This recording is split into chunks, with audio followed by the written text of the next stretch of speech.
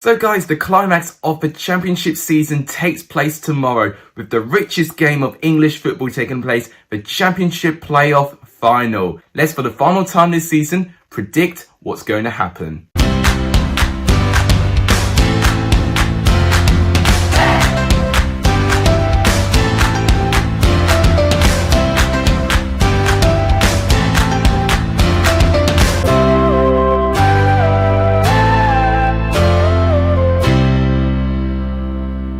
What's up everyone, welcome back to a brand new video on the channel. The 2020-21 season officially ends tomorrow. As we all know, all the three teams leaving the championship and into the Premier League next season, it will either be Brentford or it'll either be Swansea. It's been a weird season not having fans in the stadium, but it makes me even more excited for 2021-2022 when fans, fingers crossed, should return to stadiums. If you guys enjoyed the season and you like what you see, please make sure to give this video a like. It does tremendously help the channel. Please subscribe if you haven't done. It does tremendously help as well. And please share this channel to as many people as you can. That would really make my day.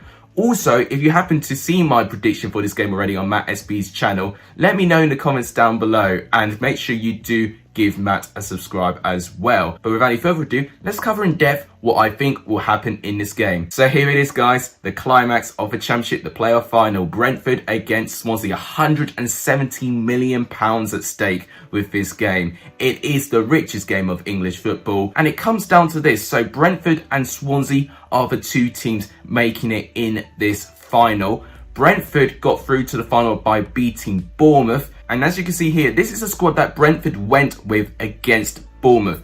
Now, the biggest difference that I've seen when I saw the first leg squad and this second leg squad is that they converted the back five into a back three a little bit. Reason being that Henrik Dalsgaard returned to the squad and he actually played the role of a right-sided centre-back. But it meant Mads Roerslev could actually push more advanced, with Brentford playing to their strengths, which is playing down the wings. And it meant Sergi Canos was able to be a lot more advanced as well. And that actually worked a treat because Brentford, despite going behind very cheaply with really poor defending from a corner, they really went for it. For the first goal, I mean, it was fortunate how they got their first goal. It was a very contentious handball by Lloyd Kelly by a Roerslev cross. But it was a penalty, Tony scored it, and you've got to admire Brentford's ability to bounce back. They were 2-0 down in aggregate, and to score 3 goals in the manner that they did and the amount of pressure they had as well, you've got to give them credit. And what they also took to advantage, they took advantage with the extra man on the pitch. Of course, Bournemouth went down to 10 men, with Chris Methven being a little bit idiotic, pulling down Brian and Mbeumo, going through one-on-one on goal. The second goal was something special by Vitaly Yanel. I almost lost my voice when the goal went in. I don't know if he half meant it, but it was a first-time shot, top right corner. Unbelievable goal by Vitaly Yanel to make it 2-1. And then obviously for 3-1, force came on for Brian Mbeumo, and he was an unbelievable impact when he got on the pitch. He beat Cameron Carter-Vickers to get the cross into the net and made it 3-1. And that's what Brentford need to do. What they need to do to try and beat the Swansea side, they need to be full of energy and they need to attack down the wing because that has been their strength. Most of their chances came down from chances created by the wing and a load of crosses. Another player I don't think gets talked around a lot about as well is Emiliano Marcondes. He is the one playing just a little bit below the strikers, but the amount of impact that he actually did bring when he actually went into the squad, just the amount of times he was feeding Mbeumo and Tony as well, that's exactly what Brentford needed. They tweaked their formation a little bit to a 3-4-1-2 in this game rather than a 5-3-2. And that meant that Marcondes could be more advanced, but it also meant Mbeumo and Tony would get more service. And that is exactly what Brentford needed to try and catch the game against a Bournemouth side where they were actually behind in the tie. This was Brentford at their best. And this is what Swansea got to be very, very careful with. If they do not get the ball as much, which is kind of what they actually do in terms of their playing style, they got to make sure that they're alert, but also making sure that Ivan Toney is kept quiet in the box, because all of Ivan Toney's 31 goals this season have come within the penalty box. So Swansea got to be very, very alert with that. We'll now cover Swansea. Now, of course, they sustained a 1-1 draw at the Liberty Stadium, but it was enough because they did all the work in the first leg. Now, one thing I do want to say about Swansea, they are a team that don't tend to get the ball, but they didn't even need to be highly attacking. They did just about enough. And what Swansea do really, really well more than anything is for how defensively sound they are and for how much they control the game by simply shutting teams down. What Swansea did, they played in second gear pretty much all game, and that could be a huge advantage to them if they've still not played completely in third or fourth gear, and they can completely go for it when they go against a high pressing side like Brentford. But in my opinion, I think if Swansea continue to play like they did against Barnsley and how little they made Barnsley look dangerous throughout the game, then Brentford are going to find it very, very frustrating to break down this Swansea side. Both of these teams actually, one thing they do have in common, they've both tweaked their formation. Brentford started down the season with 4 at the back. Obviously, Brentford, I think, started to get found out, and injuries as well didn't help as well. The injury of De Silva, I don't think, helped either. And I think because of the injury of De Silva and for the lack of solidarity that they actually had in the pitch, they needed to change their tactic and attack more down wide. So that is why I think Frank did the 3/5 at the back. And in terms of Swansea, they started off with 3/5 at the back. But of course, they went through their poor run of form, 4 straight defeats under Steve Cooper, and we thought he might actually lose his job.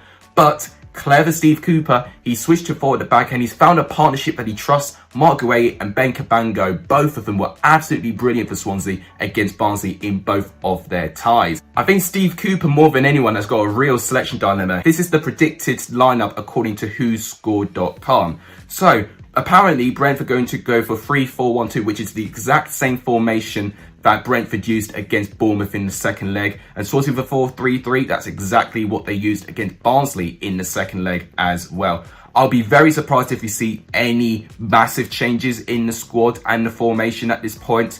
I agree that I think we'll see Pinnock, Janssen and potentially Dalsgaard. There wasn't anyone injured in that game, for either game actually, that I can take a note that they won't be available. Canos, I think, will stay in that left-hand side. Rico Henry could come in if he does recover in time, but Canos has played that role so well that I think it'd be a little bit risky to drop him out at this point. And of course, Roerslev in that right-hand side, I think, will stay there as well. He was absolutely brilliant as well on that right-hand side.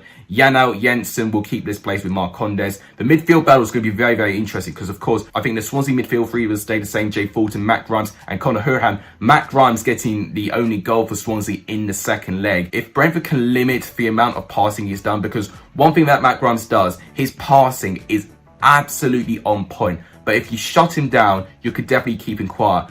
But Jensen doesn't do too well when it comes to one-on-one battles.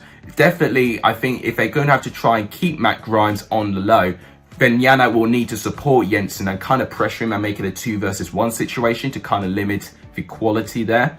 Now, in terms of the strikers, Thomas Frank has got a selection dilemma here. Does he stick with Mbeumo, who was quite quiet actually, although he did miss that sitter against Bournemouth in the first leg, and he was through 1-on-1 in the second leg?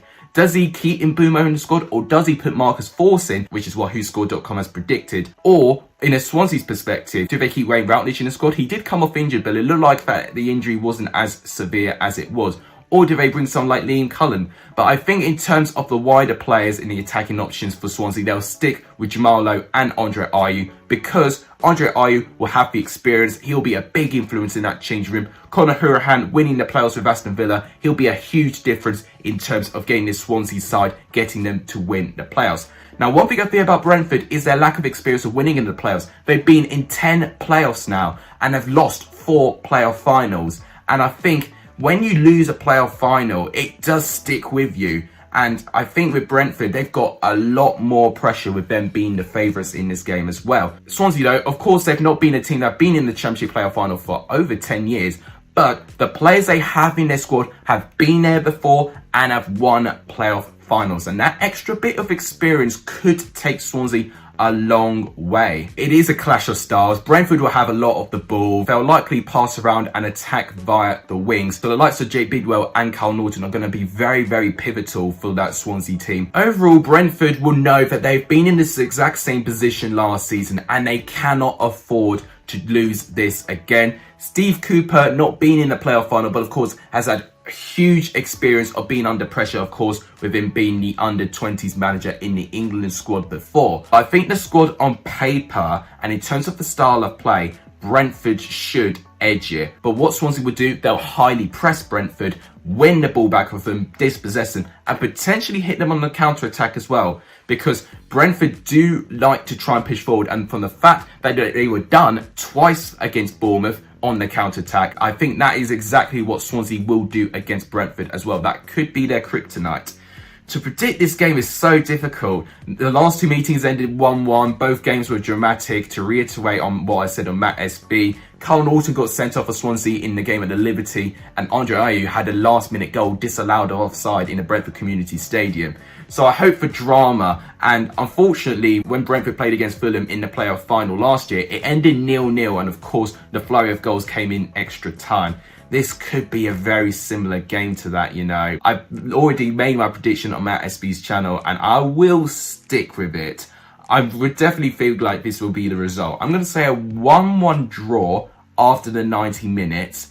And I'm going to say Brentford will find a goal within extra time. So I'm going to say 2-1 to Brentford after extra time, which will mean Brentford get into the Premier League for the first time in 87 years, which is absolutely incredible. FIFA is saying 2-0 to Brentford. Very, very interesting. Make sure, guys, you comment your prediction in the comments down below. Now, for a little bit of fun, I'm going to predict 3 more games. I'm going to predict the League One playoff final. I'm going to go for 3-1 Blackpool. I think we will see the return of the West Lancashire derby in the Championship, which I'm really excited about. For Morecambe and Newport, I'm going to say 2-2 and 4-2 to Morecambe when it comes to penalties. And finally, for a little bit of fun, we're going to do Man City Chelsea, the Champions League final. I cannot believe this is going to happen on the same day as the Championship playoff final as well. I'm going to be absolutely levered if Chelsea win. I don't know what to predict, guys. Every time I predict Chelsea to win, they always let me down.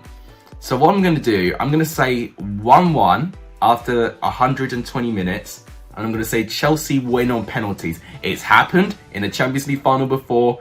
Fingers crossed it happens again. But that wraps it up at the end of the 2020-2021 season. We'll be getting a lot more content now linked with the 2021-2022. A lot more of the newly promoted teams will be involved as well. So I'm really excited to get that content ready for you guys. Obviously, we've got the Euros coming up as well. So it's very exciting times to be a football YouTuber right now. But if you guys like what you see, please make sure do give this video a like. It does tremendously help the channel.